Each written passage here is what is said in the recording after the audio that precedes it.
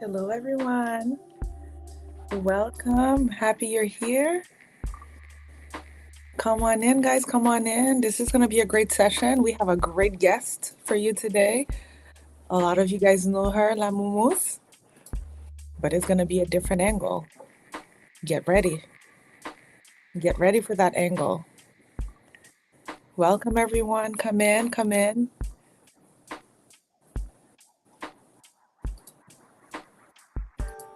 Come in, my people. Let's take a breath.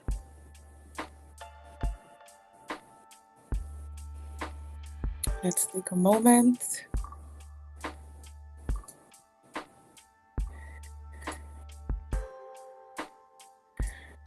Come on in, guys. Join us.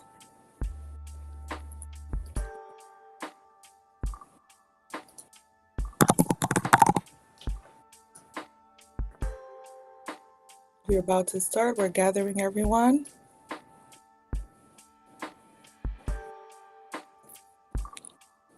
Happy to see you.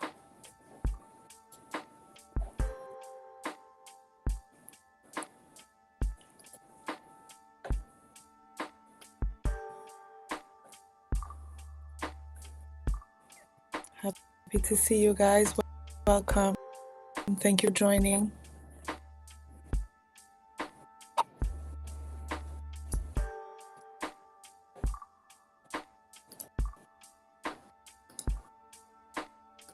Thank you for joining, guys.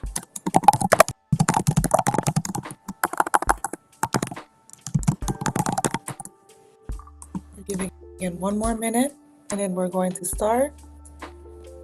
We have a great show today.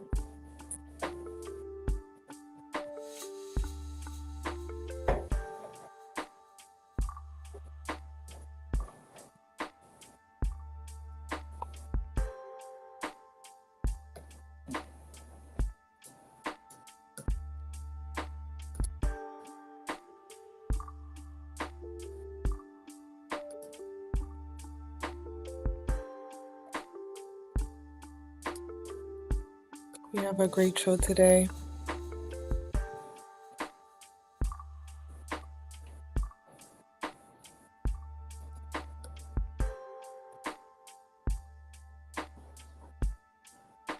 Welcome, guys. Welcome.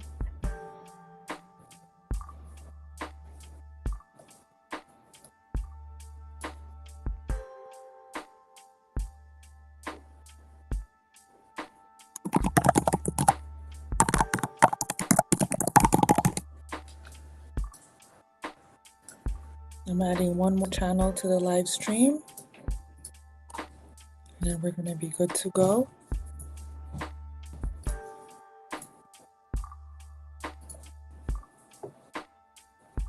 One more channel. We're going to be ready to rumble.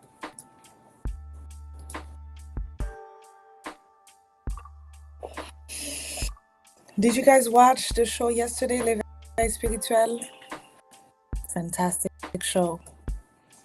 Fantastic show. I hope you guys got a chance to watch it yesterday. It was very, very enlightening. It even inspired me to do some things today.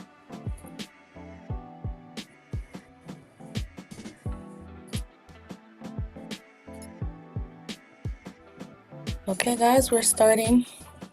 We're about to start. Okay.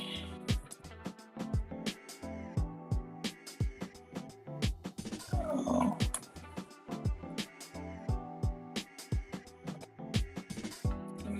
Where did my stream end? My stream end? I'm back on. I'm back on. All right, I thought I lost you guys for a moment. I'm back here. But I lost you. Okay, all right. Stop the music now. I'm not gonna make this saying, hey B, thank you from Facebook. I'm not making the same mistake as last time. I'm going to stop the music. Okay, no more music. Okay. Guys, welcome. Thank you for joining this session today. We have a fantastic session for you. If you remember last week we spoke about New Year resolution. This was the first show of the year. We were talking about how much people, this is the time of the year where they set big goals and big dreams, and you want to accomplish all these great things, right? Let me ask you a question. January 17th. How many of you today are still holding up to your New Year's resolution from the beginning of the year? You might not want to share it here, but answer this question for yourself. And then you will see how in the beginning of the year we're so energized because we want to set these bold goals and we are excited and we want to do it. But then 2 weeks later, we're not too sure that this is really what we want to do, right? Some of you guys probably have kept your New Year's resolutions. And please share with us, tell us a little bit about what you have set out to do and what you want to accomplish. Share with us a little bit and let us know. I would be really curious to see and to know, okay? Because what we're going to talk about today is how can we set up those goals so that we can actually achieve them, right?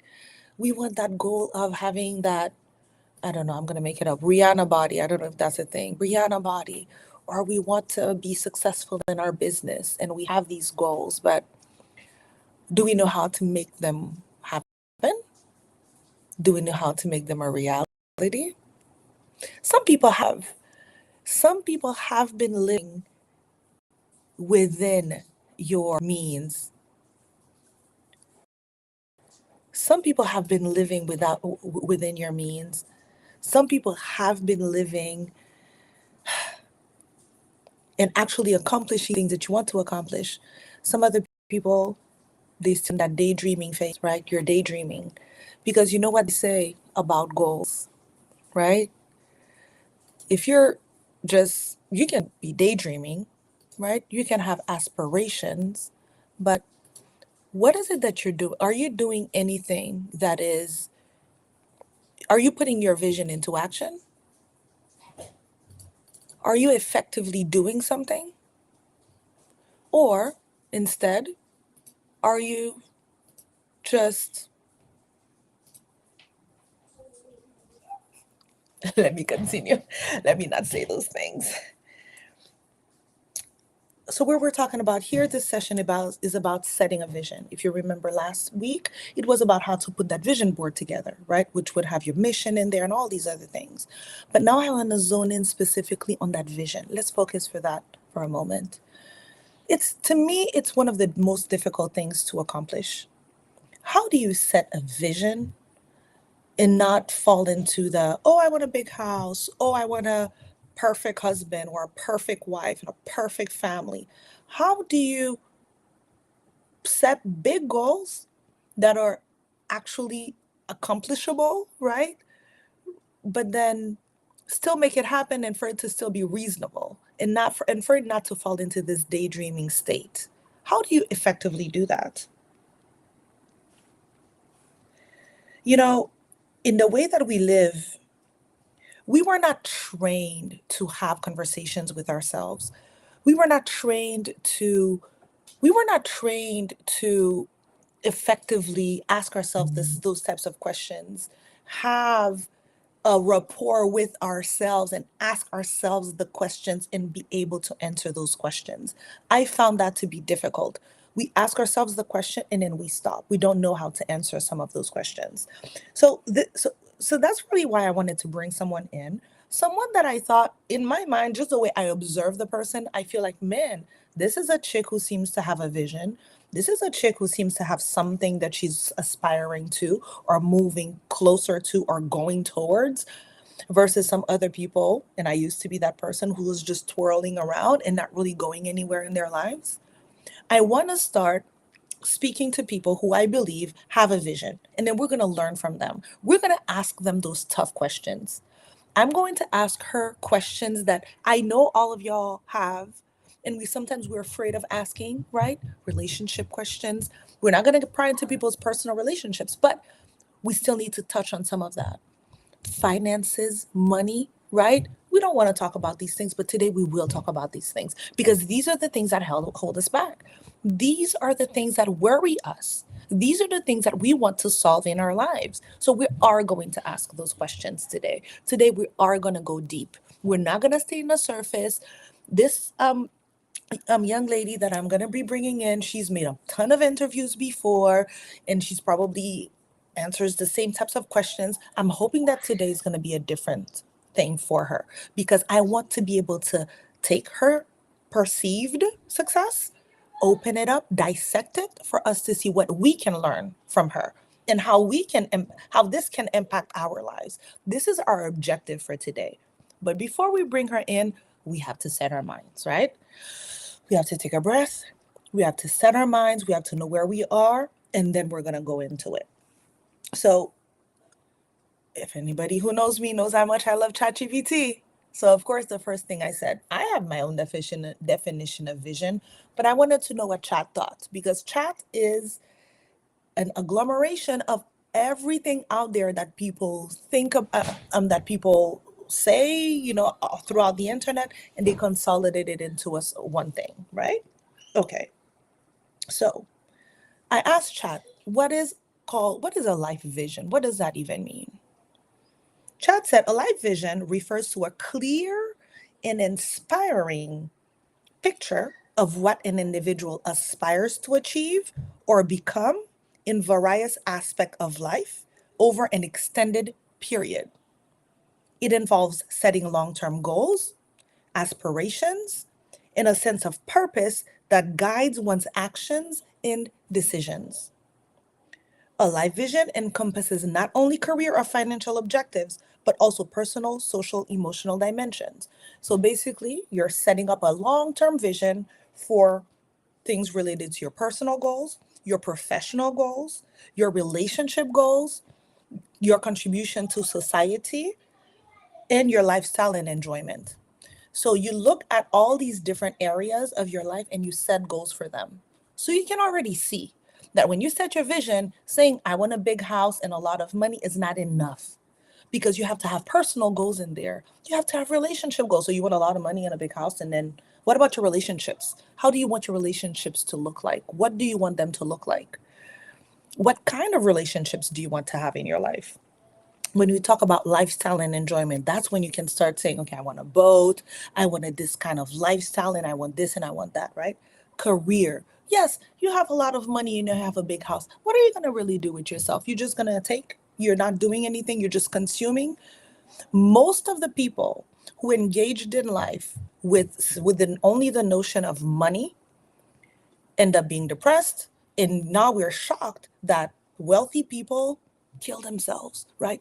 Why? They have money. I don't understand. Well, let's wake up. Let's open our eyes, right?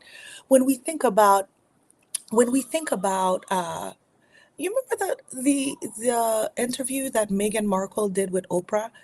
And I remember looking at the comments and how people were saying, oh, she has $1 million problems. Oh, she has billions and she still has problems. But think about this. We are still in a mindset that money solves all problems. We think that the moment we have money, we have no problems. But you know what? That's probably why a lot of us don't have this money.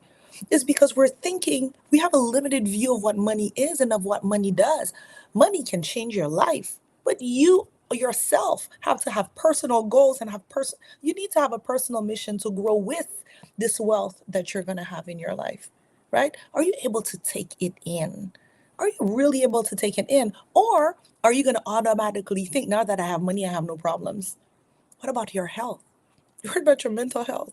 What about your relationships? What about your career? You're doing nothing. You're producing nothing in this world. What are you contributing in this world? Who are you? These questions will still need to be asked regardless of the fact whether you have money or not. Because if you watched the show on No Filter yesterday, what did they say? We are spiritual beings having a human experience. Euglene reminded us of that. We are uh, we are spirits having a human experience. Therefore, our purpose here is a bit bigger than just having money because our soul is seeking something in this life. Do you know what your soul seeks? Do you know what your soul's deepest desires? Because that little beast inside of you will never be happy until you give it what it needs. So you might think that you're going to cover it up with accomplishments, cover it up with money, cover it up with whatever it is, but not until you're able to develop that relationship with your soul and figure out what your soul truly needs, what it's here to do, it will not be happy. If a child is thirsty, you're giving it anything but water, the child will still remain thirsty. As a matter of fact, anyone, if you're thirsty, you can take anything else in the world. I can give you a ton of gold. It's not going to quench your thirst because what you needed was water. You need to figure out, we all need to figure out for ourselves, what is our soul here to do? What is our objective? That's what we're going to learn today. That's what we're going to figure out. And then we're going to see, man, is that really a fad?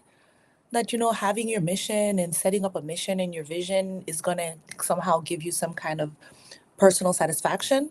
Well, let's look to the greats. Let's look to the people who have actually accomplished that.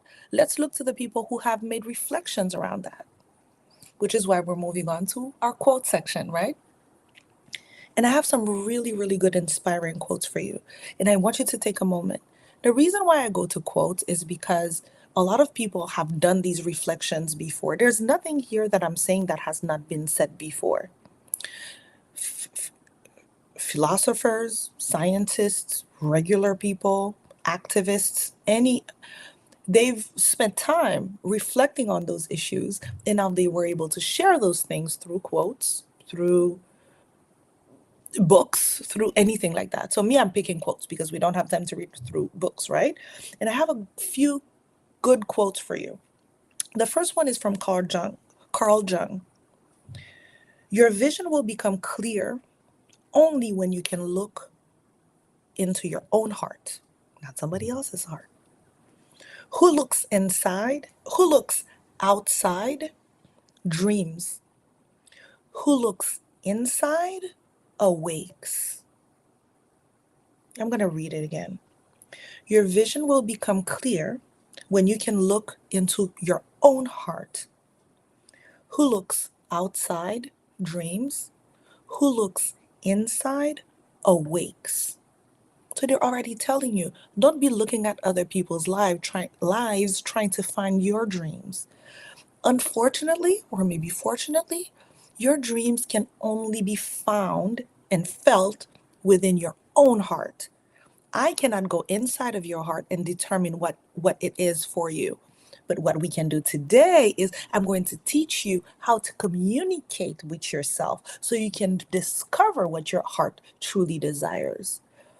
We we live, our eyes is one of our senses, and we use it to look outwards. We have five senses, physical senses. We look outwards. We have our third eye right here, is the eye that we can use to look within ourselves. That is the eye of the imagination. That is the eye that shows us our dreams, not nobody else's dream. These eyes shows me your dreams because I'm looking at you.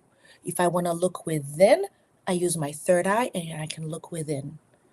Now, again, everybody has a third eye. Don't be saying, oh my God, my third eye did not develop yet. It's there. You just have not connected with it yet. We're going to teach you how to connect with it. It is called, you know what it's called? It's called imagination. A child has, if you look at a child has its imagination intact. But then, of course, we break their little imaginations down to conform into the life that we want them to have. And they slowly lose it. And then we force them to accept other people's dreams. Oh, look at this. Don't you want this? Don't you want that? This is who you need to be. This is how you need to become. Isn't it what we say to our children? Do we listen to them? And they say, oh, mom, like my son said he wants to have a slide inside of his house from the top to the bottom. I said, continue dreaming that it is possible. Don't let anyone, including me, tell you that it's not possible. Do I want to slide in my home? No. But if you do, you should follow your dreams and you should pursue it. If we were wise enough, we would understand how profoundly important it is to keep the child's imagination intact. Because unfortunately, now we're in our 20s, 30s, 40s, 50s, 60s, 70s, and we're going back to that because we recognize that the truth was there all along. Have you guys read The Alchemist? Isn't it the story of the alchemists? And this is a book that's one of the bestsellers of all time, that's been written years and years and decades ago, that is so true today. Didn't they make so many movies already where they show you that what you're looking for is within you? Do you guys know this analogy? This guy sitting in the middle of a forest looking for his treasures. He's looking around for treasures. And then at one point, but he's sitting on a chest, a wooden chest, but this chest has been sitting on it forever and ever and ever and ever, like whatever. It's a old wooden chest. It's meaningless. It seemed meaningless. He's looking everywhere around him for his wealth. He's looking everywhere around him, in the trees, in the ground, in the sea, in the sky, everywhere, looking for something. And then at one point, he was inspired by the universe. We're going to call it the universe for people who don't believe in God, for people who call it different ways. He was inspired to open this wooden chest and see what was inside. And once he opened it, he found all the richness he was looking for. Now, I know it probably sounds cheesy that, oh my God, yeah, are you mean to tell me I'm doing all this? But really, I have the answer inside of me. You kind of do. Nobody else has the answer for you. It's not in a book. It's not in my lips. It's not in the next show that you're going to watch, the next book you're going to read. All these things are there to inspire you to look within. And then so that's what we want to do. But what we're doing with our eyes today and our ears today is we're going to listen to somebody else's experience. And I crafted specific questions for her so we can decipher and understand her transformation, so we can see how we can connect where we are in this journey. She's going to explain her journey. We're going to be able to identify where are we in this journey. And then we're going to be able to follow along and see how we can get ourselves out of the nightmare that we live in, because it is a nightmare. There's a Japanese proverb. That thing is brutal. It says, "Vision without action is a daydream." So vision without action is the daydream. So if I'm sitting here and I'm just thinking, I'm daydreaming, I'm doing nothing. Okay? But it's not so bad. Action without vision is a nightmare. Action without vision is a nightmare. What does that mean?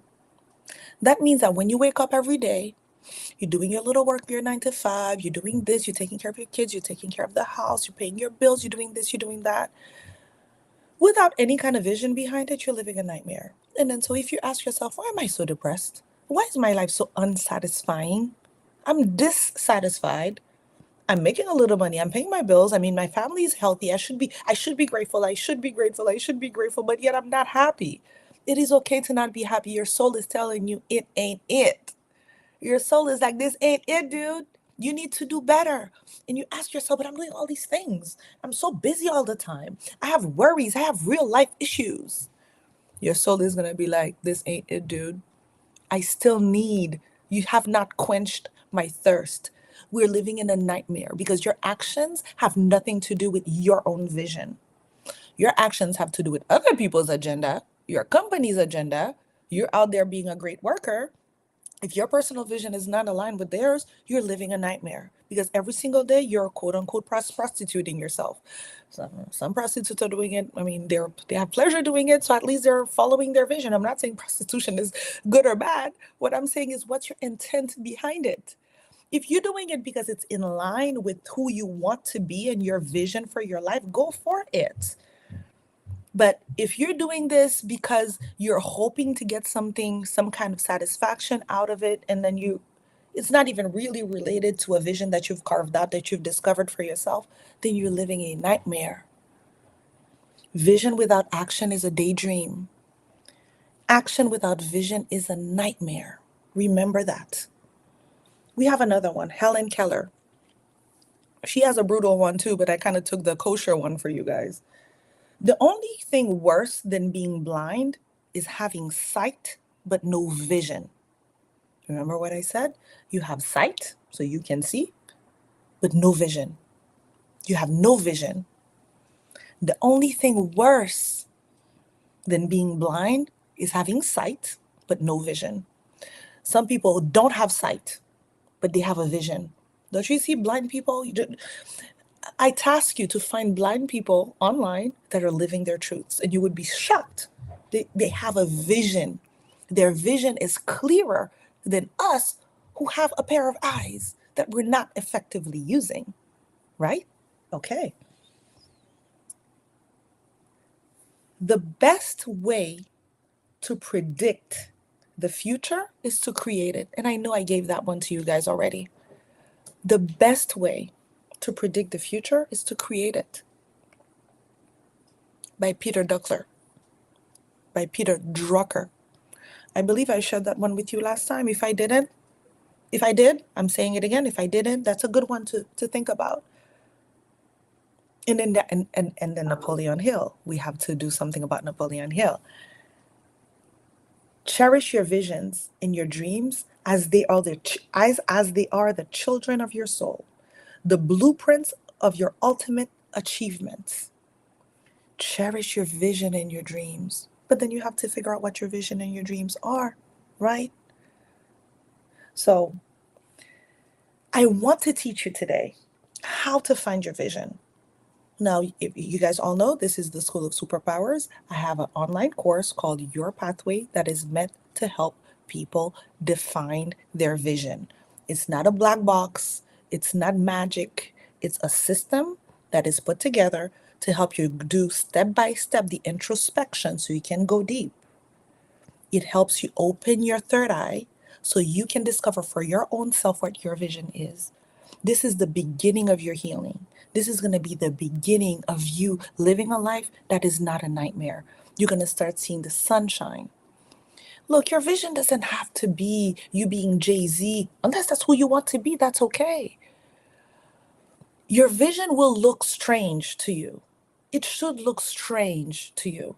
It should not look like what everybody else does because then it's probably not yours. It's going to feel strange until it becomes you. And that's why now I'm going to bring our guest because I've been following her for a long time. We're not friends. We're both are on No Filter. We're getting to know each other. But I did not want to have this conversation offline before I had it online with all of you guys because I wanted you guys to see. So I'm going to bring her in right now, and you guys are going to give me a little time to set the screen up so you can see her. Hello, Iris.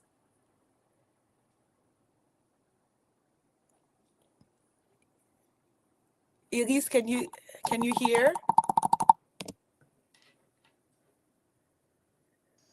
It seems like Iris is not hearing us yet.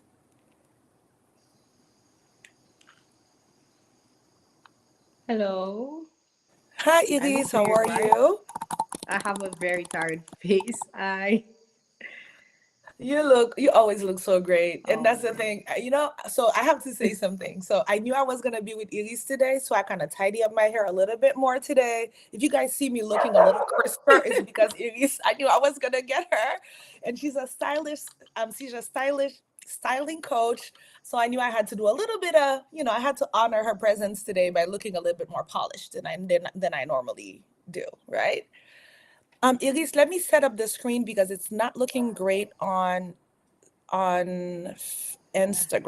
I Instagram. don't know. This is the first time that I'm using the platform, and I think I'm doing things that I don't know what I'm doing. I Yeah, really you don't know what changed I'm doing. something. You changed something. You were looking good I'm trying to before. see if I can see myself. It's really important for me to Yes. check on myself, especially today. I think it's fine now. Yes, I I can see have you an fine issue. I can't now. hear you well. Oh, you can't hear The me volume well? is very low. Actually, that's what I was trying to figure out. Let me How I can increase. I don't know if I have to increase the volume on my side because on my phone it's all the way up. But No, hold on. Let me try something else. I'm going to try something else, Iris. And I know what I'm mhm. gonna have to do. I'm probably gonna have to change my sound. Can you hear me now? I can hear you, but I hear you a little far away. So Uh, let's see how it's gonna go. yeah, and I'm trying to set up the Instagram. I feel like it's not looking great. I'm trying to monitor it right now. Just give me a second, Okay. and I'm going to set it up the right way. Beatrice, can you tell me if Instagram is really looking as crazy as I think it's looking right now? Because I think it's not looking, I don't think it's looking great. Because I cannot change it. If not, we're just gonna do it that way. Okay, that's her. Let me do it. If I do it this way, let me try Okay. this Oh, one. well, on Cannot Instagram, change it. If not, we're just gonna no, it's not. It's not. do It's it not. that way. It's not working Okay, great. that's her. Let me I think I'm gonna leave. This Okay, way is maybe. probably gonna Yeah, be better. maybe. Yeah, I think I'm gonna leave it like this. This is the best I can do for now. If not, we're just gonna No, it's not. It's not. do It's it not. that way. It's not working great.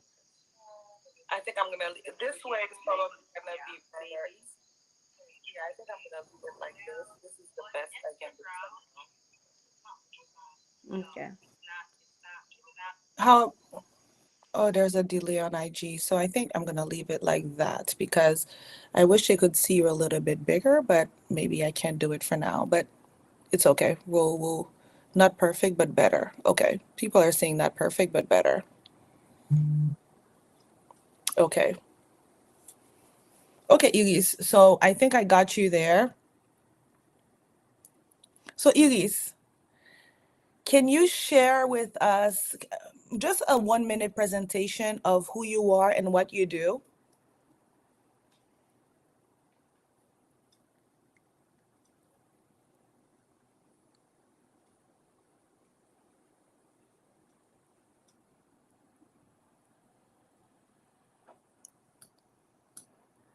Maybe I'm not. Iris, can you hear us?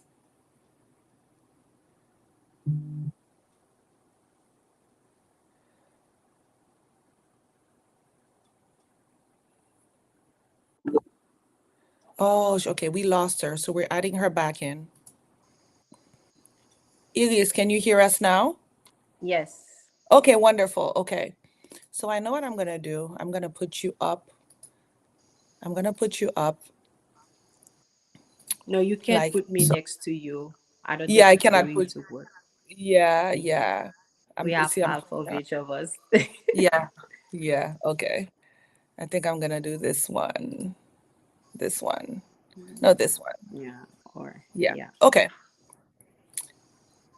Okay, Iris, can you tell us a little bit about you? Tell us who you are and what you do.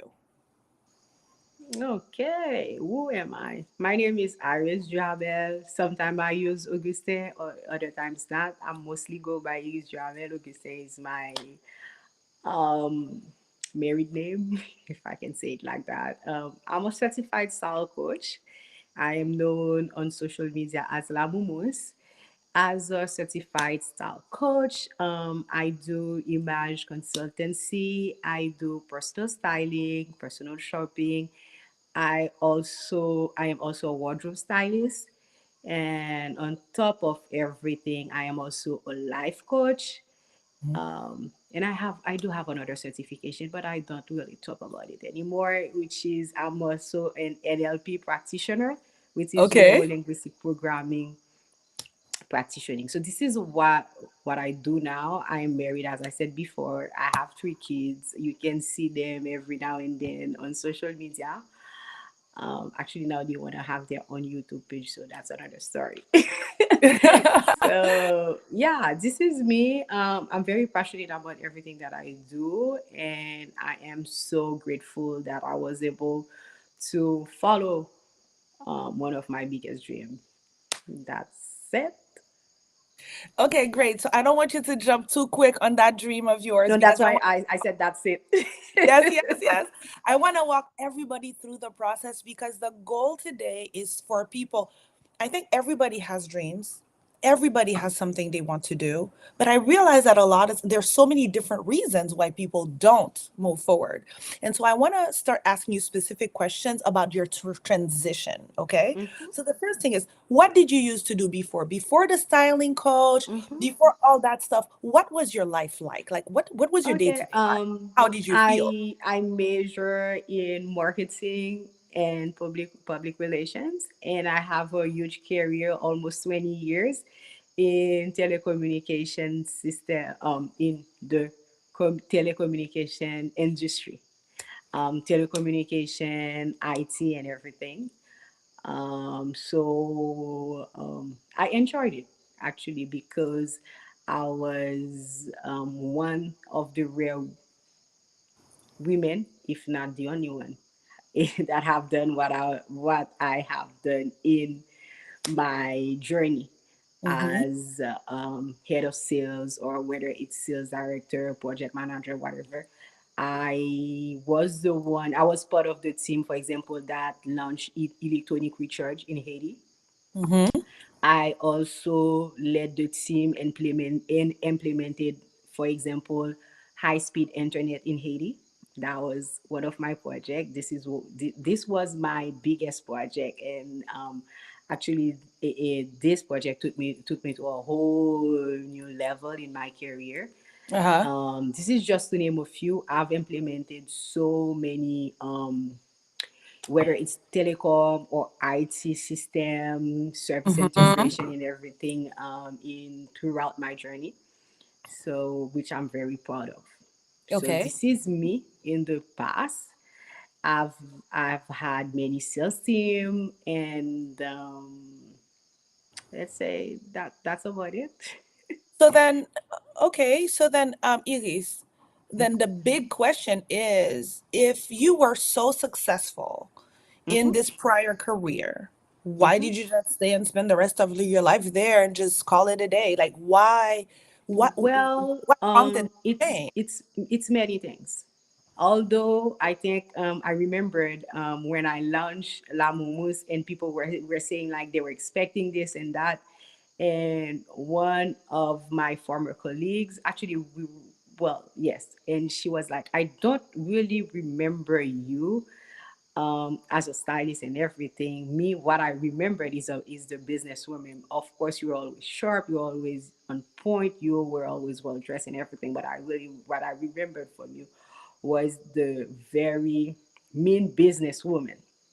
But people that work close to me know that how I value two things: personal development, because my team, I was always there not only to help them reach their goals, for me to be happy because they are making their numbers, but Yes. I also wanted them to want to do better for themselves.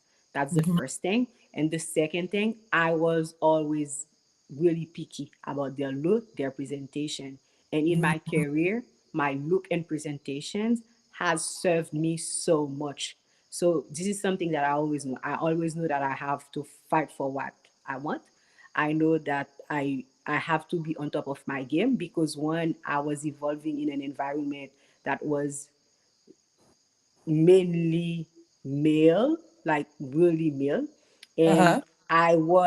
I had to take the lead on people that were engineer, IT engineer and everything. And a lot of people were amazed to know that I wasn't one. I didn't I didn't study, I don't know, computer science or anything. My husband did actually. That's Uh-huh. another story. Anyway. But I knew that I had to be up to par, like to have all my technical skills, all my to be knowledgeable of what I'm doing. But one Mhm. of the things that have served me is the fact that they know at any time they could call if they want someone to represent the company, because I was in charge of corporate business. This is one of the reasons that they put me in charge, for example, in the beginning, for corporate department, because I was always ready. I can meet client, I can meet any business owner and everything, which gave me the opportunity as well to go to always be in the presence of upper management, because when they need people to go along with them to certain meetings and Uh-huh. everything. I was always ready. When they called, they said, send someone, send you is. And since my tongue is not in my pocket, I don't know if it's an English expression, but in a Creole, in Creole, they said, "Lang me pa nan poche mwen." So I always You're had very outspoken. very a very intelligent conversation, if I can say it like that, with upper management, ensuring that they knew certain things that were being done, that I was Uh-huh. leading them and everything. Because sometimes you have upper line management that enjoy taking all the credit and everything, but I always had that opportunity because I was the one in the car next to the CEO Uh-huh. going Uh-huh. to meetings. So that have always served me. So definitely I've seen how it have helped people. But the call, I think, came other people started to plant the seed in me that I could do something else. Not that I Uh-huh. could do it as a full time and everything, but I could do something else. Uh-huh. The first thing started, I traveled and then I went at a mall.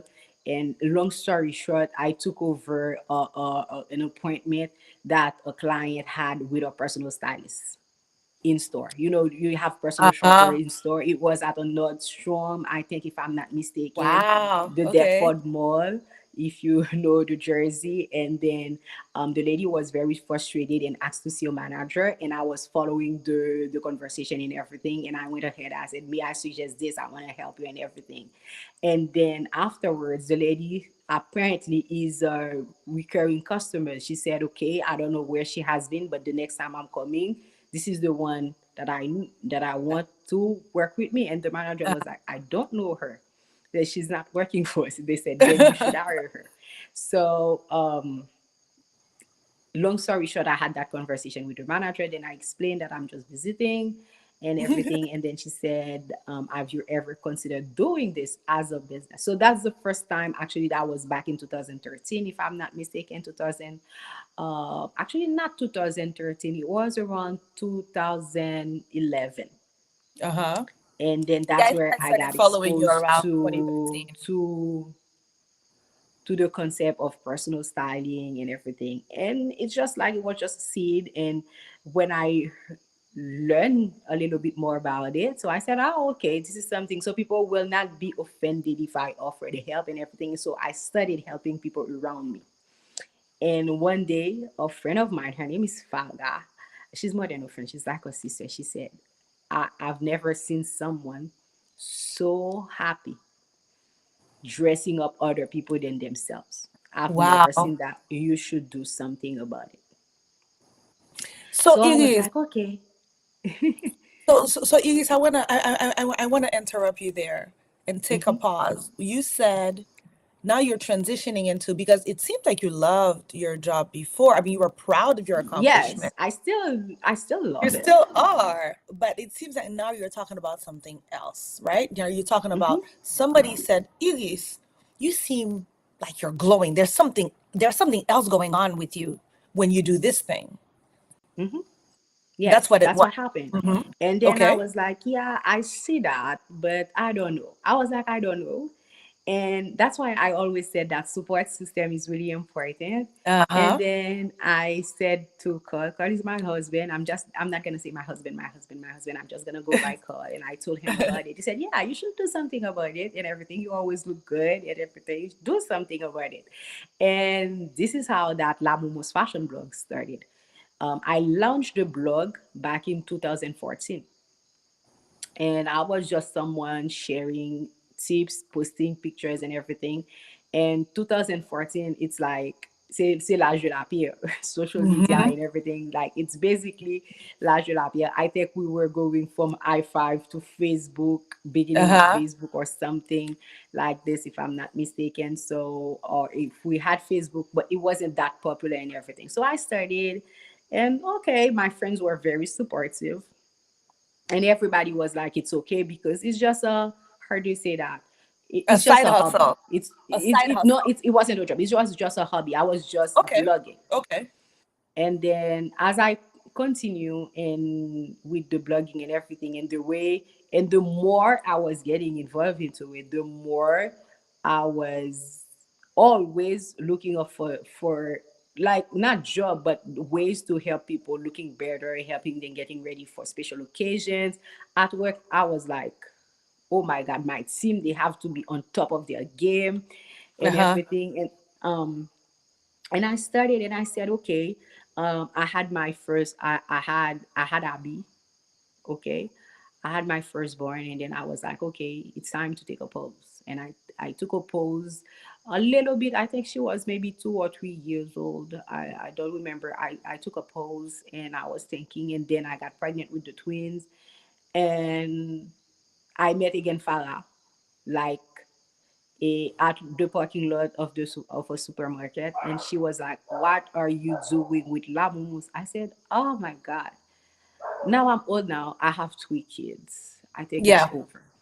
Yeah. And Yeah. she's like, "It's over for you to do the only things that really makes you happy." Et puis, she said, Carl was Uh-huh. with me. She said, "Carl ou pas dire rien dans ça."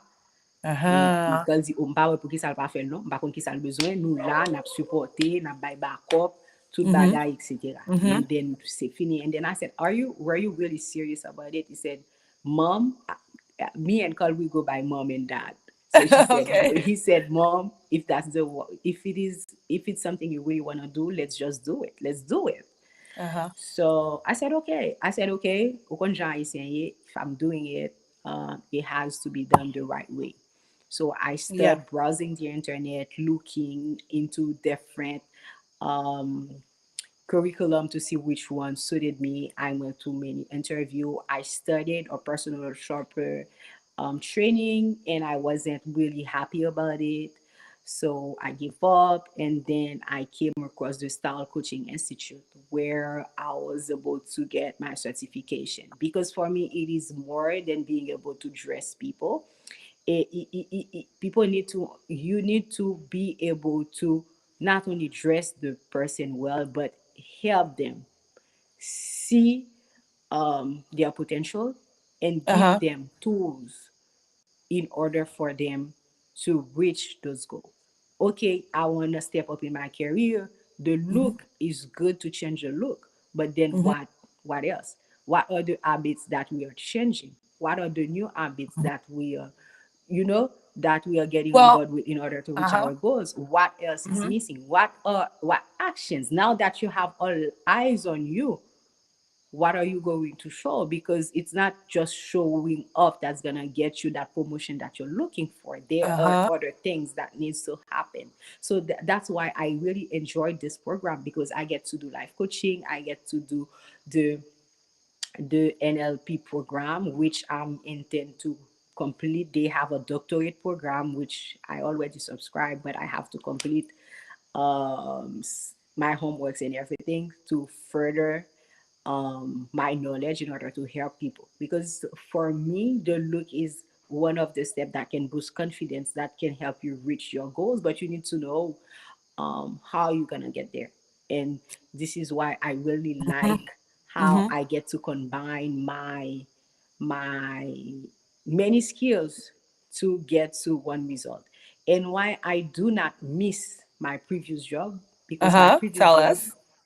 helped me become the one I am today. First of all, when you get to the school, you get an interview.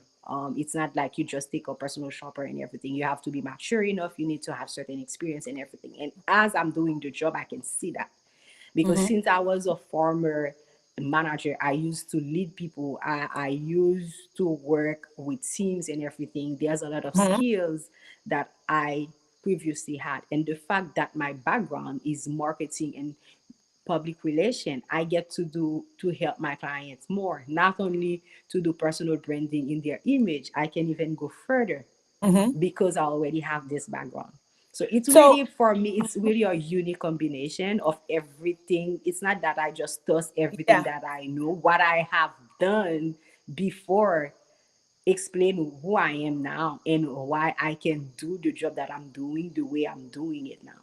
Elise, honestly, I think you summed it up so well and you said so much. So I have to take a pause because Mm-hmm. one of the things that you said that really got caught my attention is how you were able to take the experience that you had before that had nothing to do with fashion, somehow make it work in the fashion world and actually propel you forward. But Mhm. even before we do that, I want to take a step back. So, you had a corporate, well seen job, right? You were working in an Mhm. office building, you were doing the things that people would probably say is a responsible job. Mhm. Now you're out there being a personal shopper. Oh my God, in Haiti, who does that? Like, nobody needs that.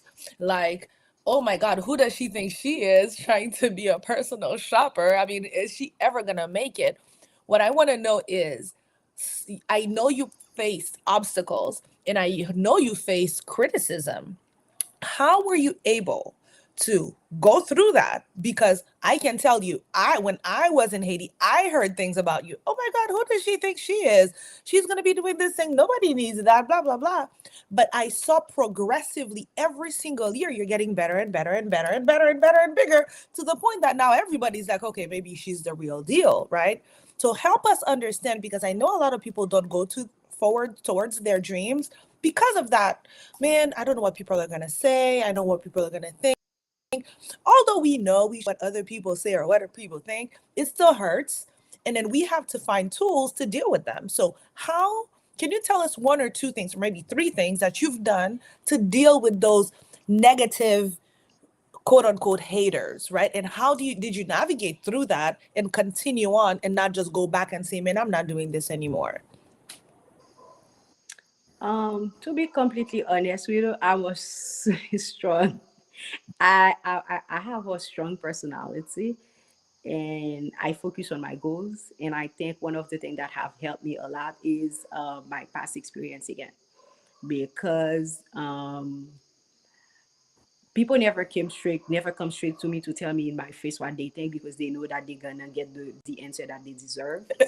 But I can overheard, or sometimes people will come to me and say someone said something, and something that I noticed very quickly, that people that used to talk about me or my progress, my journey in my corporate job and everything, they usually behind me.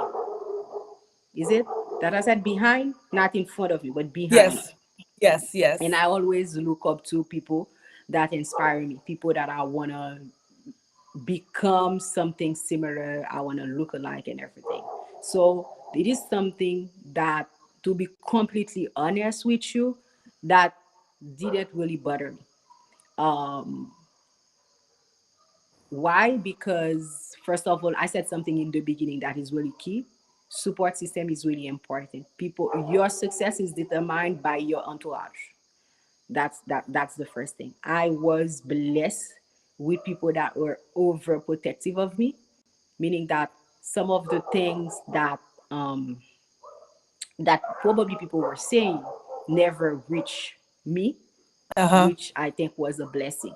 But for the Uh-huh. few times that I had to face those things, Mm-hmm. um, what helped me keep going? First of all, I don't like being challenged. I'm a challenger. I'm a winner. I think that's one of the things that helped me. By me défi, littéralement de pour moi, I go and do it and in your face. That's the first Uh-huh. thing, if I'm being Yes. completely honest. And I think also the fact that I was able to create my image, so people can talk and not come talk to my face, was something that was very helpful. And one thing I noticed, I said that before, I'm gonna say it another way. I think education is key. When I launched La Mumu Style Coaching Agency, the first thing that I started doing was education, Mm-hmm. telling people exactly what it is and how you can benefit from my services. Mm-hmm. And I'm Mm-hmm. grateful to people that jump on the train since the from the get go. Or you Mm-hmm. shout out to my former school, ISC, as usual, Sacre Coeur. I had a lot of um, students there, former students that didn't go, we didn't, but I don't recall of them, and we weren't exactly in the same classroom that reached out that said, "Oh my God, you should have done that a long time ago. We remembered you from school." I was always that girl that either the sisters or the teachers will come and look, what did she do today, either with her hair or something. I can't do anything with her Okay. uniform, but I will definitely do something with my hair. So I was always that one. So people always remembered me as someone that some way somehow loves fashion. So I think this is one of the things that have helped me. And the second thing, whenever someone come to offend me, I take the opportunity to educate. And most of the time, these people become friends, they become clients, Clients. or they simply respect what, no, they respect what I'm doing and they shut the hell up, literally. So for me, it's always an opportunity to teach. um, I said knowledge um, is everything. So I tend to voice it. I'm very strong about my opinion and my image and my values on social media, which help a lot. So people, with, with times, at first they said I was arrogant, where they were the one arrogant, because the ignorant one is usually the one that is arrogant. And then from when they get used to me in a way Absolutely. that they will come to me in my DM to ask for help, or if something they don't really understand what I do it, then they ask me. And when they come in a way they just asking question, I enjoy having the conversation with them, teaching them and helping them. So they my haters be, at some point right now, I can say most of my haters, they become my biggest fans. They are my promoters. They will be sending me clients. Yes, I found people coming to me and actually apologize for things that I never knew they were telling. Yes. Because me, I always say that Yes. I don't have time for gossip. I don't have time for gossip. I've worked in a corporate environment where there were a lot of gossip. The first time I heard about gossip, tout le monde m'a dit, "En bas, because I was, oh, is there stuff like this in a working environment?" Because I am really goal oriented. I am very focused. I work with checklists. I have my checklist. I have my routine. I have my agenda. I have time for every single thing that I'm doing. So when I have free time, I put free time for myself to spend time that pleases me, because my beauty routine takes a lot of time, or to take care of my children, to spend quality time with my husband, everything. My life is full. And Hmm. even when I get really challenged, I'm someone that believe in God and trusts really the Lord. When people are worried for me because I have this and that, they said, "How do you?" This is not my problem. This is His problem. So me, Hmm. I have my agenda. I'm moving forward. I'm waiting for Him to tell me what to do, or to show me the way, because this is not my problem. This is His Hmm. problem. Hmm. So Hmm. people gossiping and everything, it wasn't my problem. It was their problem. So One I want to thing, ask. actually, Okay, go ahead. Go ahead. one thing got my attention, because to do my work you need to have great relationship with the stores and everything. I already, back in 2014 when I started the blog, have let's say build a relationship with online with fellow bloggers, and also with the stores. There are ways to get to stores so you can get collaborations and also compensation for shopping with them. So I already got that. So I had to do the same locally. And someone that I admired once said, is there really a need for this in Haiti? Really? Hmm. Like, it was someone that I look up to, that I think knows everything about it. People that really understood what, you know, when Yeah, someone that is ignorant says something is different from it's somebody different. who knows exactly what you are doing, because that person That's right. travel, they go to fashion show, they see things, they work with stylists and everything abroad. So I was like, why not in Haiti? But she said that, and I was like, okay. And but I said, I returned my question. I said, can I count on you? That was my thing. I returned her and I said, can I count on you? She said, you reach your home. And she called her team and gave instructions to set up corporate account for me and everything for me to do my job. And I was grateful for that. And that's all that mattered. And I think I shared that with a friend of 20. They said, "Oh, don't work with her, don't do this and everything and let it." I said, "No, I got what I need, and that's all that mattered." Well, Uh-huh. nowadays they all contact me either for collaboration or for this and that and everything. I'm known and I'm okay, and I have no hard feeling because people are always questioning the unknown, and Mm-hmm. maybe sometimes it's from a good place. They said, "Oh, she's leaving her job and everything because they know you as a boss. You're doing this and that. You're everywhere, and then you wanna switch one day from another to do something." They said everything. Comme les comptes. Yes, yes. Okay, no, Non, Marie, on va gen kontrol li, kom li yes, kont, I neg lan know. ki te l fè sal vre.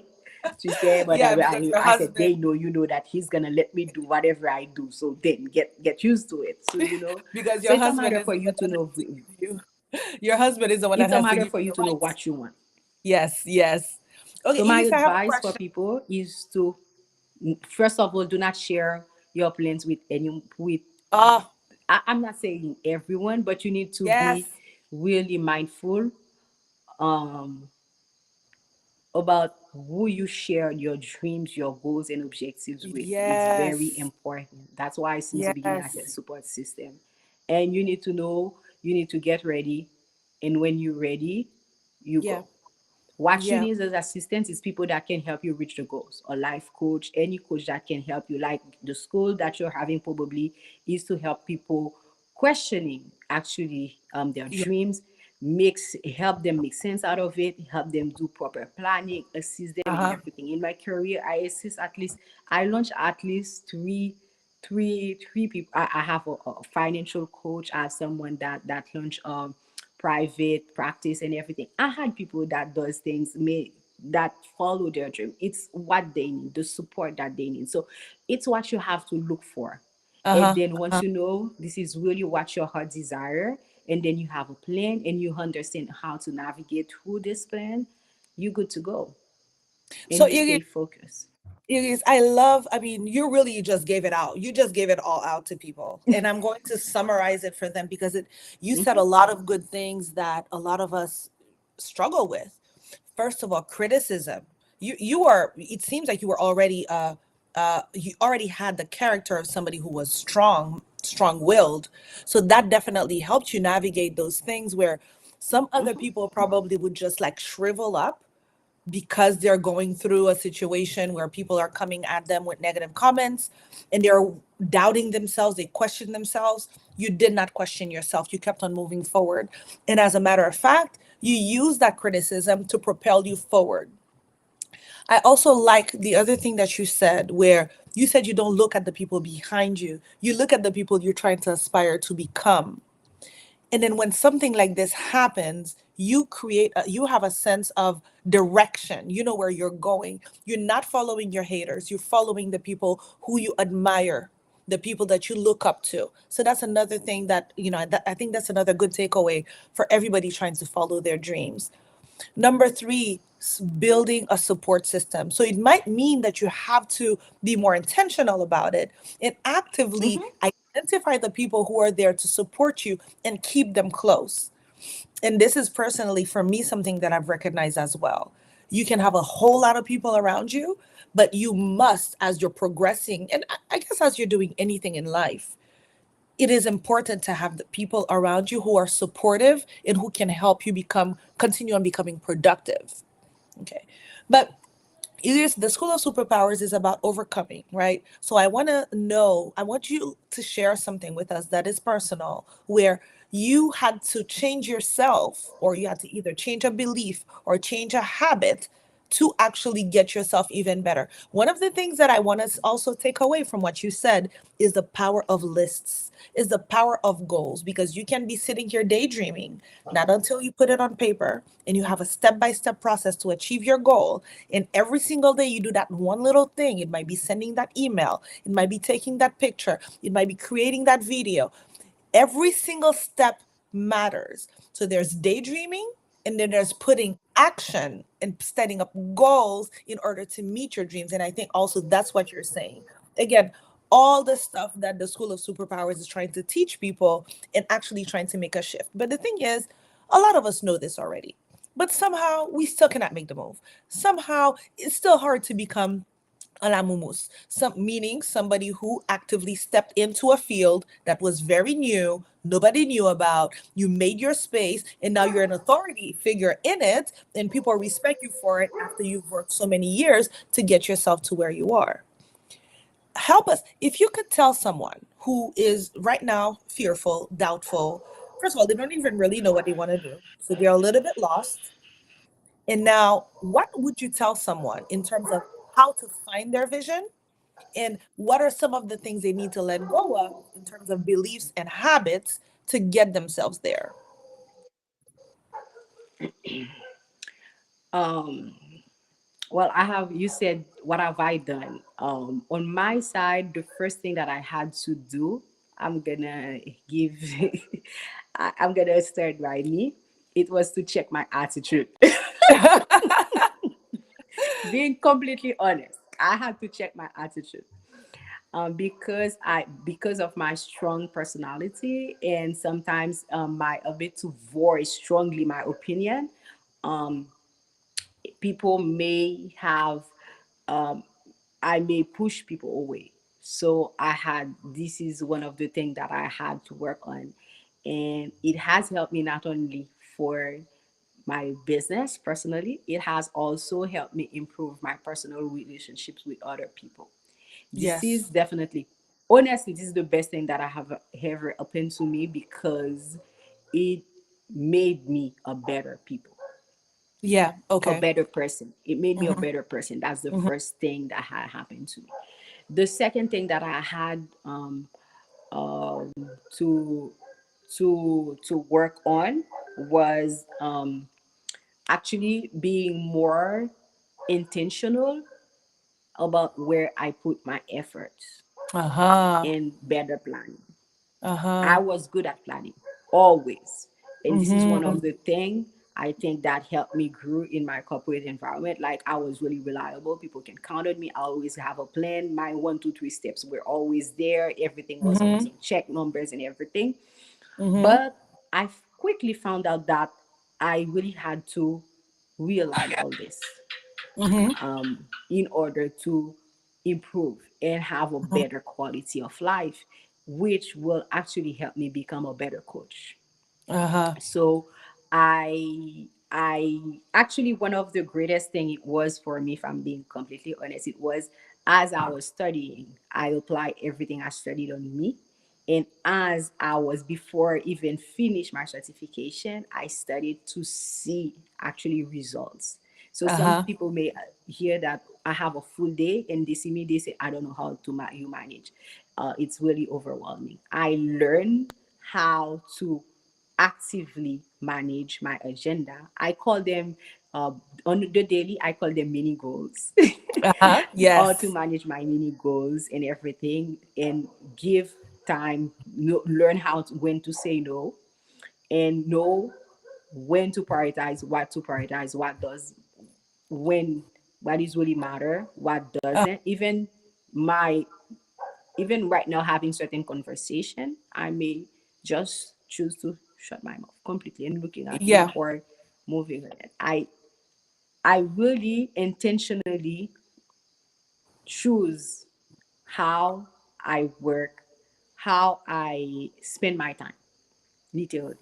And I think these are the things for me that I had to learn, re-educate, because I was like this. Uh-huh. You Uh-huh. see, Uh-huh. like an England kind. Would you, I Yes. didn't get arrivé Z. Yes. I was in A to Z, and I was someone who loved to say yes. And then at the end of the day, I say yes to a lot of people, and I get everything done because I love to keep my words and have no time for me or my family and anything. And I quickly see that it wasn't smart. So I learned to not only to create smart goals, but Uh-huh. also to work smart. So I think these are the things that I really learned myself, that I changed in myself in order to do what I'm doing now, and to be able to actually being self-employed, that you're the boss, and knowing that every day you need to follow your routine, and like the time that I wake up, what I do, the time I leave home to get reach to go to my office, and whether I have appointment or not and everything is really important for me that I stick to my routine because it give me that feeling of being in control, Mm-hmm. and we tend to lose to go all over the place when we feel that we're not in control. Me, I am in control of my agenda in my life after the Lord, of course, Yes, because yes, yes.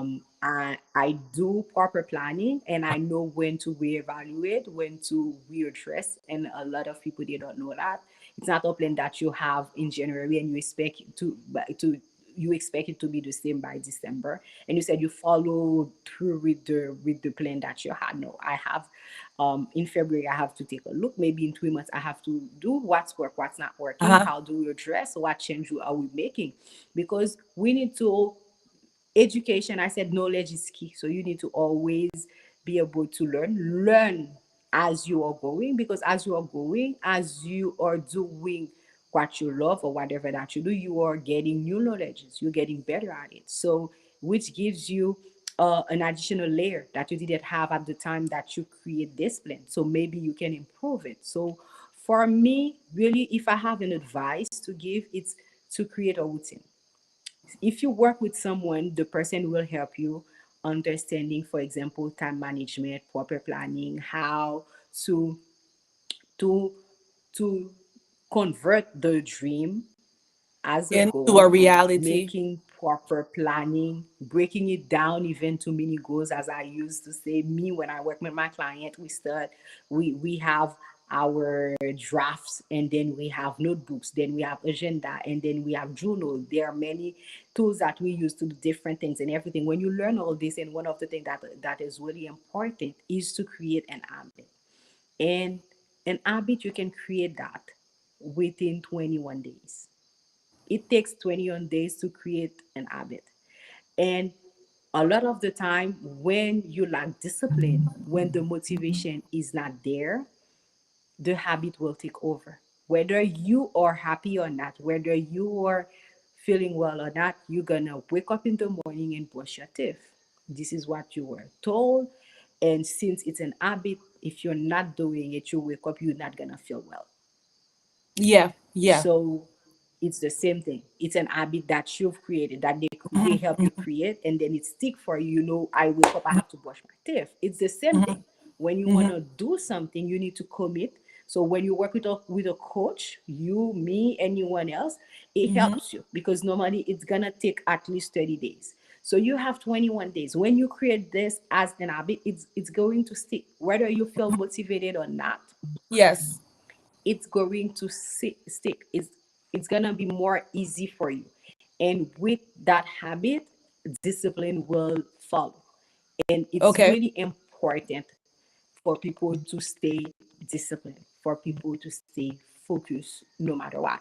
And there are small things that you can do on the daily to um to get to that point. For me, what really works is to practice gratitude every day.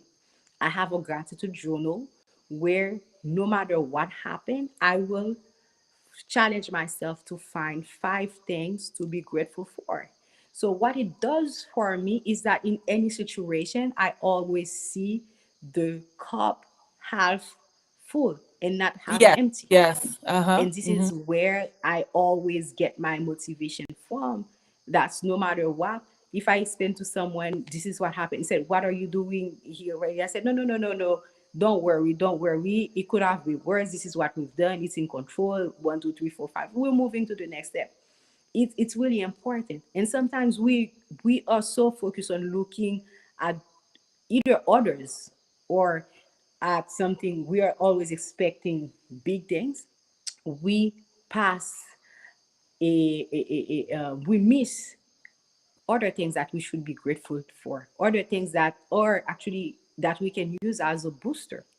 Like for example, today I was really happy to hear that one of my clients, we were working, said, "Oh, I received so many compliments, not only for the way, for my attitude now, because she did both style and life coaching with me and everything, that she gave me as a referral. The person said she's going to contact me, or my bride to be in the afternoon said, you did all of this. I can't believe that you do all this. I'm so grateful to you. These are the things at the end of the day when I'm doing my journal that is going to go in there. I'm not saying that I didn't have things that bothers me, but this Uh-huh. is not my focus. Because Yes. when someone is happy about my job, that not only Hmm. she's happy, other people are noticing and she's giving me a referral. This is all I need. Yes, For yes, me, yes. I'm living my purpose there, Hmm. because my purpose is to help people become better with their goals, and when I'm receiving those testimony, this is what Hmm. boosts me.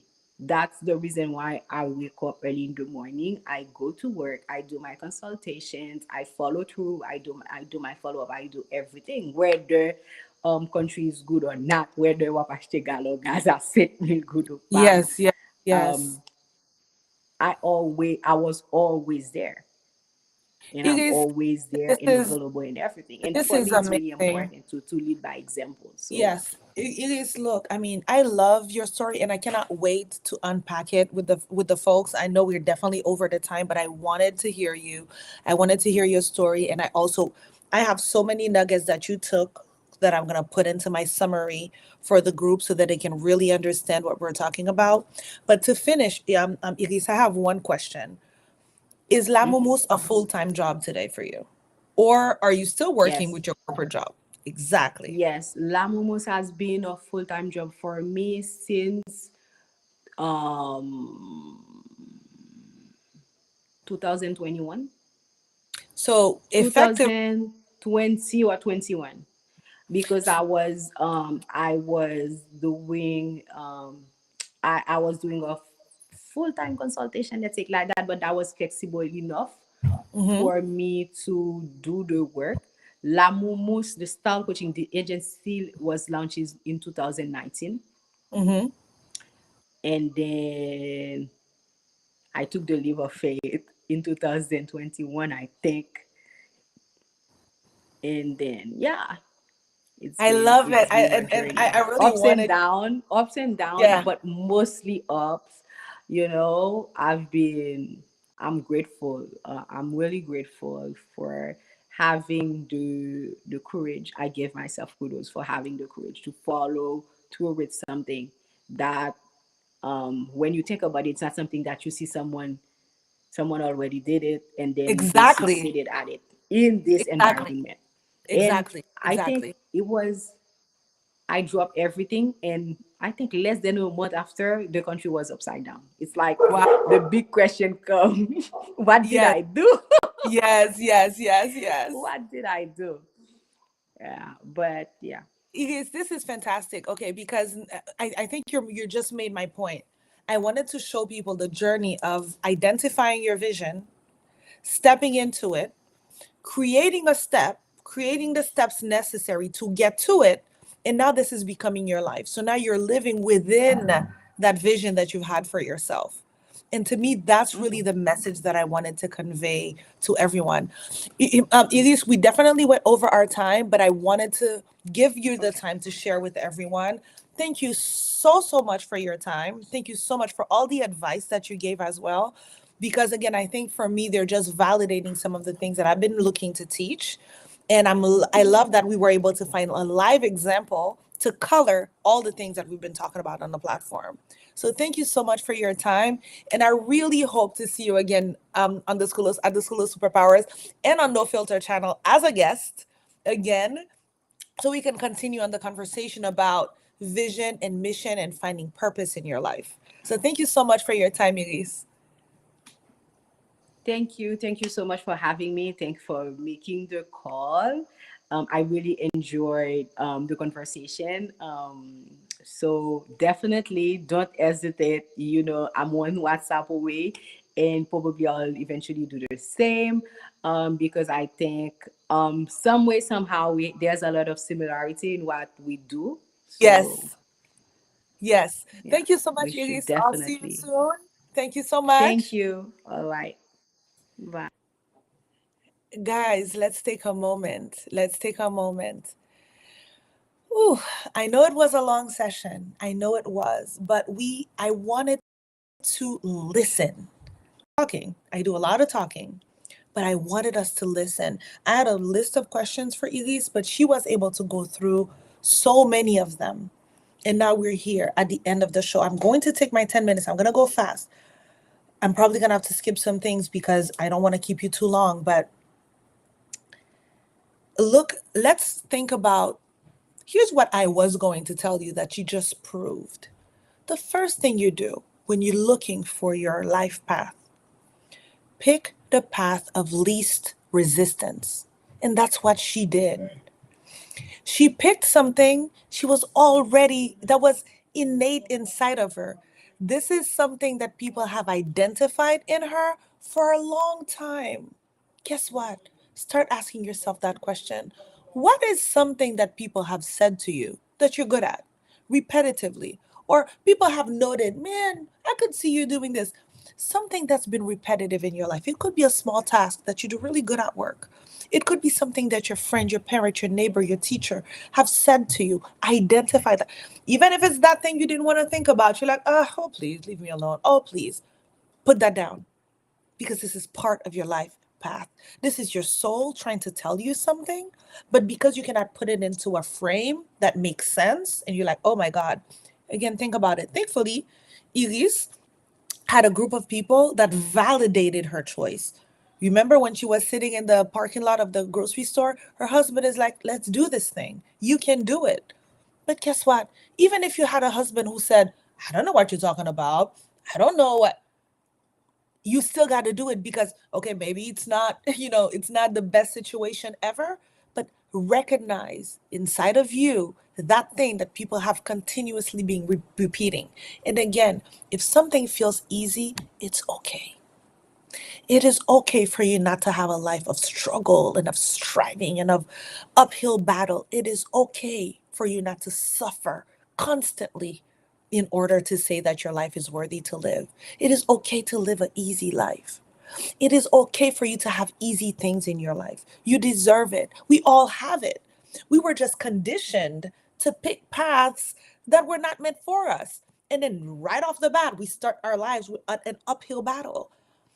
We start our lives like the salmon. The salmon is the only fish that swims against stream. Don't be a salmon. I tell people that. Do not be a salmon. Don't live your life going against stream in the river. Get into the flow of your own life.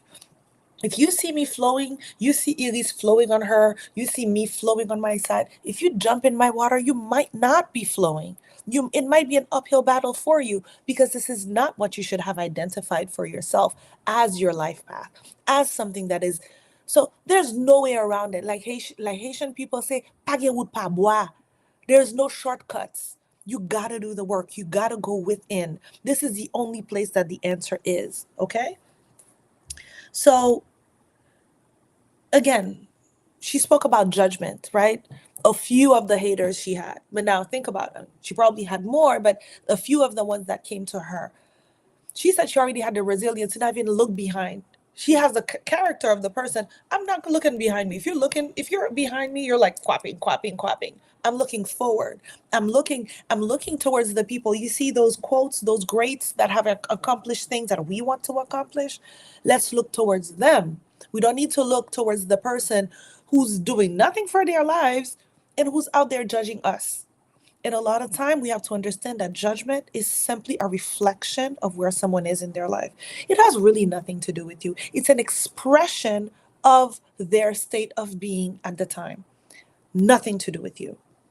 So keep that in mind. The people who are there, oh my God, the judgment, the embarrassment that I feel. Today I experienced something great. A friend of mine she's not even on social media.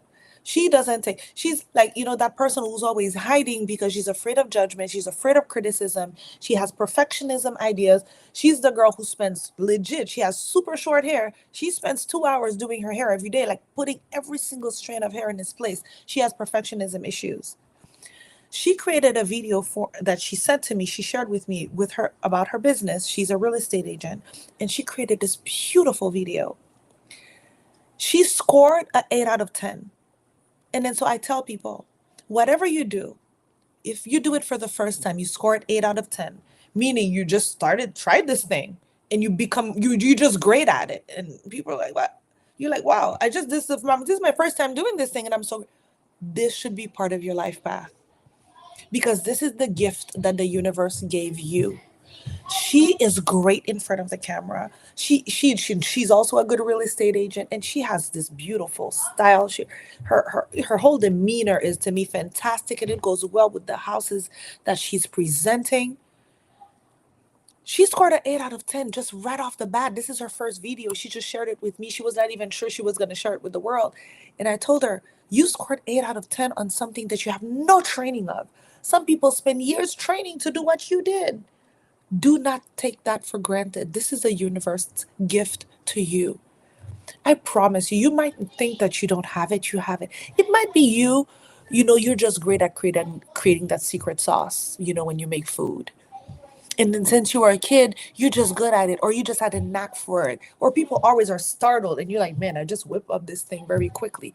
This is how the universe speaks to you. And that's what you use to put on your life path. Okay? People are like, I need to pay my bills. What am I going to do? Look at what Lamomus did. She transitioned her life. You don't necessarily have to quit your job and make the jump. You can create a plan for yourself where you're transitioning, but plan, right? Meaning it's not all in your head. She put it down on paper. She had actual goals to accomplish to get to her vision. That is what your pathway course does. It helps you define your vision and establish the mission, which is the steps you need to take to get there, which is what you want. Now you have the roadmap. It's a roadmap. Now, what are you going to do with the roadmap? Are you going to step on the path, and are you going to continue the path? We all have a story like Lamomo's inside of us. We don't all have to live in the shadows of our depression. We don't all have to live in the shadows of our unsatisfaction, in the shadows of our sorrows. We can step out and we can bloom and we can become. But the thing is, I cannot do it for you. I cannot make you bloom. Just like the caterpillar transforming into a butterfly, if I went in and I intervened and I tried to help the caterpillar, I would stop the process of transformation. Allow yourself to go through your process of transformation, which means you're going to have to shed some things, right? She told you she shed some things. When you think about, she said she always had she didn't, she was very outspoken. Yeah, she said it in her, she was very outspoken. But even with this outspoken thing that helped her, she had to go and fix some things because she was too outspoken. There were certain things that she was like, maybe she was a bit too cutthroat in the way she was speaking. Maybe she was hurtful at times in the way that she was speaking. She had the courage to go in within herself and make that change and make herself better. So you always, in the process of transformation, it is always a level of discomfort in it. Who wants to not be, I want to say whatever I want to say. I feel righteous to be, but you have to find a way to be honest with yourself and look in yourself and say, hey, maybe this thing is not really helping me out because I'm hearing the feedback I'm getting from people ain't right. People are saying that I'm kind of cutthroat and they're not receiving it well. If you stay stuck and now your job is to justify how your outspokenness is worth it, just the same way, if she spent her time looking backwards and justifying to the people that what she was doing was right, you're missing the point. The point is to continue on moving forward. And as you're moving forward, you have to change yourself. If you're moving forward, you don't find anything to change in yourself, you're not moving forward. I promise you that. Because transformation requires change. And then so you have to change yourself in some form of way. She spoke about habits. You see how she says she has a routine? I don't know anybody who is successful, anyone who is successful who does not have a routine that they can follow. I don't know anyone who's successful who does not do gratitude every day. I don't know. I haven't seen one. Every single person that I follow practice gratitude. So they tell us that. Why don't we do it? Why don't we just try it? Do we have anything to lose at this point? We are here at the School of Superpowers to help the ones who cannot make the move. Lamomus made the move. Lamomus is on her way, and she's gonna, because she knows how to navigate her life, she's going to continuously change herself so she can continuously grow because she understands the process of this human living, right? We are spirits having a human experience. She understands how to navigate her human experience. Your human experience is not for you to stay rigid and not make any changes and be stern and tough and try to justify yourself, justify everything. You're justifying why you are the way you are. Don't identify yourself with any of those things because you are a soul, you are a spirit. So it is okay to change. It is okay to not act in the way that you used to act before. People who say, but I was always like this, stop saying that because maybe it's time to change or to evolve or to enhance it, right? I'm sure that her style has evolved. And I even think she said that. She identifies, she decides what her style is going to be. She makes sure that it's aligned with whatever's happening next into her life. A lot of us like panaceas. We like to just stay in I found a formula that works, so I can shut my eyes. Unconscious living will not give you the fulfillment that we're talking about right here. Unconscious living is living on autopilot. So you program yourself to do the exact same things every day, regardless of whatever is happening around you. So you're not taking into account anything that's happening around you that can help you change. You're just staying fixed. You close your mind, and every day you do the same thing. There's never going to be a change in your life ever. There can be when life changes for you. I'm not wishing that on anyone, but that's how life communicates with us. Life rips things from you, right? Forces you to change. And you're like, oh my God, look at what's happening to me. This year, all these things happen. Well, it's because if the shedding process happens naturally, but if you're holding on to dead skin, it's going to come out. Dead skin is going to roll off your body.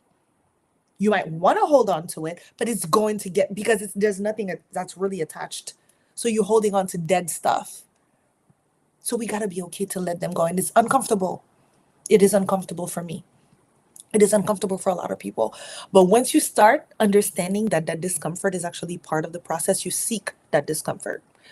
This is what's happening to me at the gym right now. I'm somebody who's been going to the gym, but I don't really push myself, but I've decided to make myself uncomfortable at the gym every single day now. Every single time I go, I make myself uncomfortable. But I recognize is now I don't shy away from the discomfort. I seek it because I know that it's within that discomfort that I'm going to find my results. I want my body to hurt after I work out. I want to feel my muscles ache because then I know that I reached a limit and that I'm breaking and creating more space for myself. I'm opening, I'm pushing the limits of myself. And I'm seeing results. My body is like changing in a way. I'm like, finally, all these years I've been working out, my body did not change as much as it's changing now. Because I recognize that passivity, staying in the same space, in the same energy, does not produce results. And this is what she just showed us.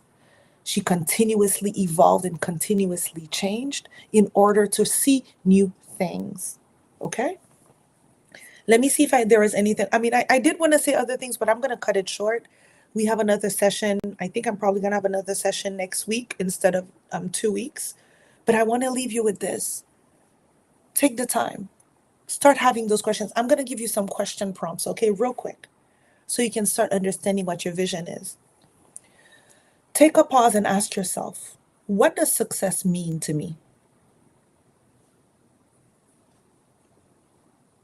We just spoke about vision. We just said it's not all about money. So you cannot be saying, I want $1 billion in my bank account and a big house.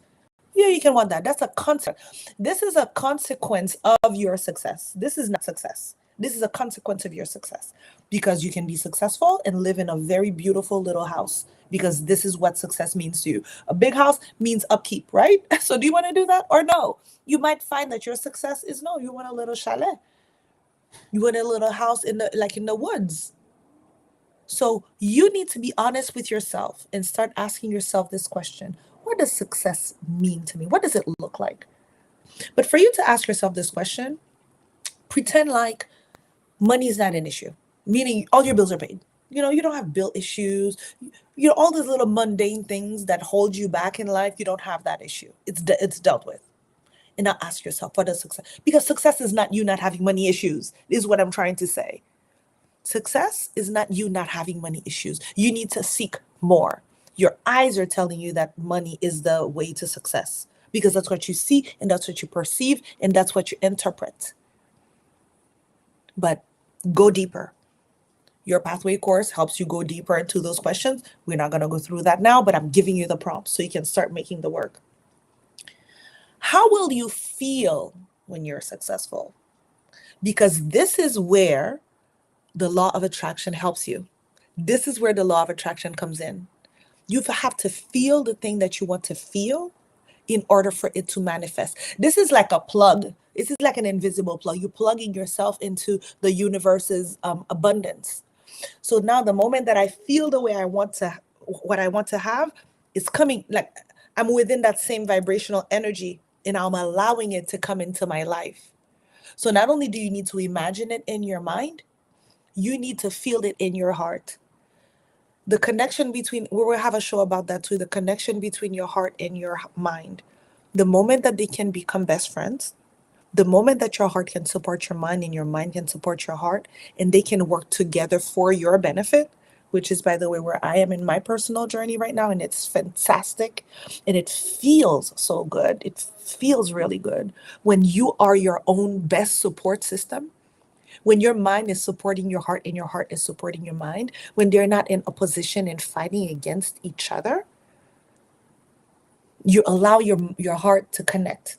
Your heart is now connecting with how you want to feel success. Success might mean all your kids are around you and you guys are spending quality time together, that you get to see and experience things with your family, or you get to see and experience things with yourself, that you get to create and build, that you get to witness positive things happening to other people, that you get to participate in something that's going to change somebody else's life or another group of people's lives.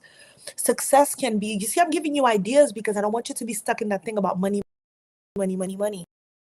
Money is a consequence of success. You become successful when you get what your soul's desire, but you need to figure out what your soul seeks. And that's what we're trying to do. So imagine the feeling you want to feel. Again, the big thing is a lot of people, we don't even look beyond our need for money. Most of us are living in a survival mode, meaning I'm out there every day, I'm trying next day. That basically, by the way, this is how they enslave people, by making sure that the only thing you can focus on is your tomorrow. Can I eat tomorrow? Can I eat tomorrow? Can I eat tomorrow? The moment you live like that, you cannot have a long-term vision because your head is like this. You're not open. So give yourself that gift tonight. Lay down and pretend everything is okay. Pretend like all your bills are paid. You're good, you're good, you're good. And now ask yourself, so now that I have all these things, what is my success? And then how does that make me feel? And feel it. And that's when you start understanding what your own vision is.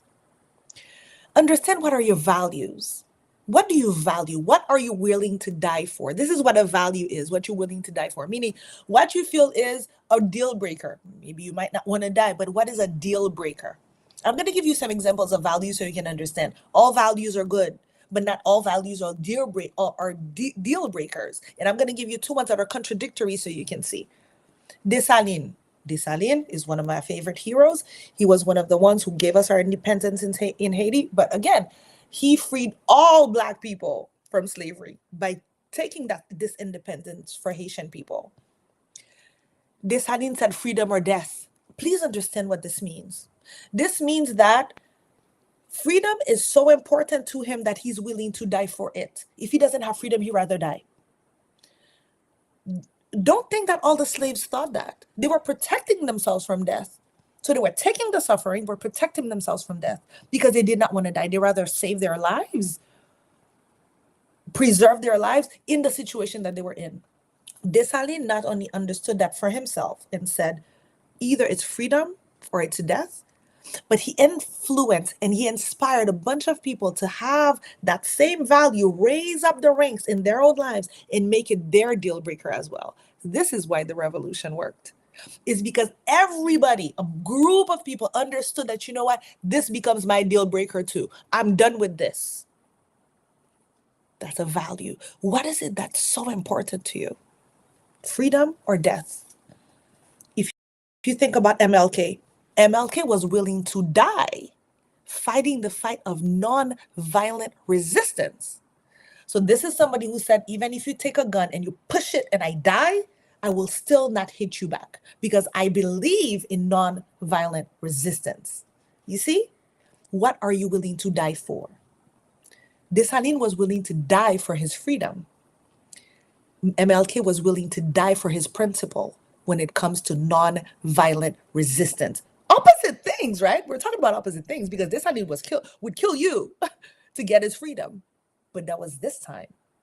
MLK finished the fight to understand now we're at a point of non-violent resistance. Nelson was willing to sacrifice his freedom for equality for you, to not compromise the idea of equality. So you see how all these three people are looking at freedom in a different way? Nelson Mandela was willing to give up his freedom. Give him, you imprison me for 27 years, I'll stay here for 27 years. But I will not give up on my desire to see everybody equal and to stop apartheid in South Africa. So now ask yourself, what are your values? This is a tough question that a lot of people don't even know how to get to, but I gave you the pointers. Is what you are willing to die for. Find three. Find three values. That's going to start making you understand what your vision is, because your three values need to constantly be in your life. This is what you're about. Okay. And the last thing, because again, we are spirits living a human experience. So you need to have a form of spirituality in your vision for you to be sure that it's actually your soul speaking, because we are spirits. We are all connected. We are all one. That whole thing they say we are all one. We are all one. It's a one thing. It's oneness. So with that oneness, what are you contributing to that oneness? Are you just taking? So you're part of a whole. What's your job? What's your role? What are you looking to contribute in this world? What is your contribution to the world? How do you want to be seen? What is it that you want to do? Again, saving a bunch of hungry kids in Africa might not be your thing, and it's okay. It doesn't need to be that for it to be saving a bunch of kids, orphan kids. It doesn't need to be that for it to be worthy. Find out what it is that you're supposed to give to the world. Why? What's your contribution to this world? Some people are comedians. Think about that. It is a very important thing. I personally watch comedy every single night. Comedy is a thing. It might be, I'm here to make people laugh. Lamomos just pretty much clearly told you, I know how important it is for people to have the right presentation. And she brings it in every single setting that she is, from her corporate job, from when she was at school, to now she actually created a whole program to teach people how to present themselves. Do you see what I'm trying to say? What's your contribution in the world? If you look at La Momous and you look at all these four things, you can already plug in the answers for her. You get to see, right? Okay. Your soul will never be happy until you give it what it needs. So let's find out what our soul is seeking. We're at the beginning of the year. We're in January. Everybody's setting up goals. Everybody has those vision boards. This is only January 17th, only 17 days. Now, really, you could have done this also on December 20th, 20 days before, 10 days before the year ends, 11 days before the year ends. It's possible to do that at any point. But there's this thing that happens in the beginning of the year where we want to, it's a refresh of everything. We get to do everything over again. The seasons are starting over again, right? Okay. Take the time. Establish a vision. Watch my previous live if you want to have a better idea of how to set up your vision. Listen to this live again. Take notes. Decide how you want to set up the vision. Get your pathway course. Complete the course in about 8 hours, half a day. and find out what your vision is. Because the moment you find it, you're gonna see yourself flow within the flow of your life. You see the Wu Wei? I don't know if you guys know Wu Wei. This be water, like is it Jackie? No, Bruce Lee. Be water. That's what they're trying to say. Be water. But a lot of us, we're like bricks, and we're trying not to change, and we're trying to force the way we think and feel into this world. But in reality, we're part of the world. We need to understand what the world is giving to us. So we need to be open with our third eye. That's a way to be open, not with those eyes, because you might have sight, but you don't have no vision. Develop this one. It's there for you, and it's never going to go away. And your soul will never stop crying. You can do drugs. You can drink a lot. You can take medication. You can distract yourself with women, men, sex, party, everything. Your soul is still sitting here like this waiting. And it's still going to keep poking at you. Say, hey, I'm here. Hey, I'm here. What are you doing with me? So if there's one thing I can tell you, go back and have a relationship with your soul and understand when your soul is speaking to you. Understand its language. You're going to find so much more happiness in your life. Guys, it's been such a long life, and I don't know if I'm tired. I'm wired. I'm wired with water. Oh my God. I'm leaving you with this. I hope to see you again next week. I really think I want to do this every week where I want to bring a guest. And I promise you that next week I'll have my things sorted out, because this is me trying to do a lot, of course. I'm trying to stream on multiple platforms, and I'm still figuring out how to work it best. Okay, so thank you for your patience. I was trying to play around with the screen so you guys could follow us along and not be bored. I hope I did a good job there. And yeah, so next week I'm gonna come back with another one. And it's going to be Uglin, another fantastic, successful person. Again, we have a chance. Let's just take notes and copy them. This is the time to copy people. Listen to what they do and just do it too. Looking at not what they do, but how they did it. And then try to see, steps, let me say, this. Follow. La Momo's just told you, haters, just don't pay attention. They're behind you anyway.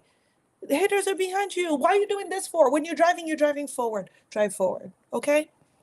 Guys, peace. I love you all. Pale Creole, no. Not today.